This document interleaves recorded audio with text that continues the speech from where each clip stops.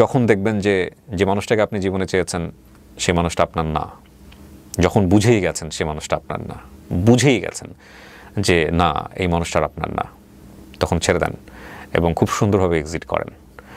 Exit করাটাই প্রয়োজন, কারণ প্রত্যেকটা মানুষেরই সুন্দরভাবে বাঁচার রাইট আছে। ওই সময়টাতে আপনি দেখবেন ভয়ঙ্কর রকমের কষ্ট হবে, আপনার ভয়ঙ্কর রকমভাবে জিঘাংসা হবে, এবং সে যাতে অন্যের না হয়, অন্য কারো না হয়, সেজন্য আপনার তাকে শেষ করে দিতে ইচ্ছা করবে। খুব নির্মম নৃশংস একটা মানুষ দেখবেন আপনার ভিতরে বসবাস করে। Please control that man, please ওইটাকে বের হতে দিয়েন না। খুবই সময় সাপেক্ষ একটা ব্যাপার, মানুষকে ভুলে যাওয়া কষ্টকর, খুবই জিঘাংসামূলক, খুবই কষ্টকর, but believe me time hills everything. যখন লাভ থাকে না তখন ওই মানুষের প্রতি ঘেন্নাও থাকে না।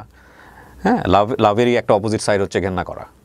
যখন লাভ থাকে না তখন ক্রোধ থাকে, ওইটাও এক ধরনের লাভ, এটাও টার্ন করতে পারে আবার লাভে। লাভটার একটা রূপ পরিবর্তন হয়, খুব কষ্টের মধ্য দিয়ে লাভটার রূপ পরিবর্তন হয়, আবার সিচুয়েশন যখন একটু নরম হয়ে যায়, কারণ শরীরে তো ডিমান্ড আছে, মনের ডিমান্ড আছে, টার্ন করে আবার ওইটা ওইদিকে।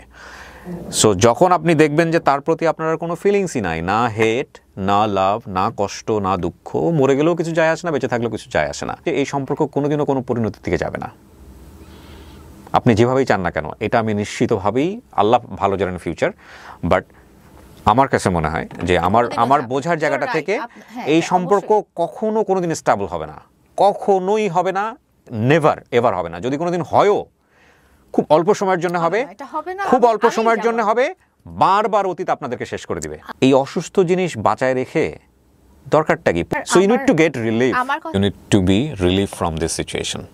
আপনি যদি রিলিফ হতে চান তাহলে ওর সমস্ত দরজা আপনাকে বন্ধ করতে হবে। লাভেরই একটা রূপ হচ্ছে সৃষ্টি, আর একটা রূপ হচ্ছে ধ্বংস, দুইটাই লাভের রূপ। যদি সেখানে লাভ না থাকে দুইটার একটাও থাকবে না, এটাই সত্য কথা। তবে লাভ রাখার জন্যে মিনিমাম রেসপেক্টটুকু রাখতে হয়, স্পেস থাকতে হয়, এবং খুব চিন্তা ভাবনা করে আগাইতে হয় যে আসলে এই সম্পর্কটা আমাদের ভবিষ্যতে কোন দিকে মন নেবে। বেশি এক্সপেকটেশন খুব বেশি পরিমাণে খারাপ। আজ ভালো থাকাটা জরুরি, খুবই জরুরি।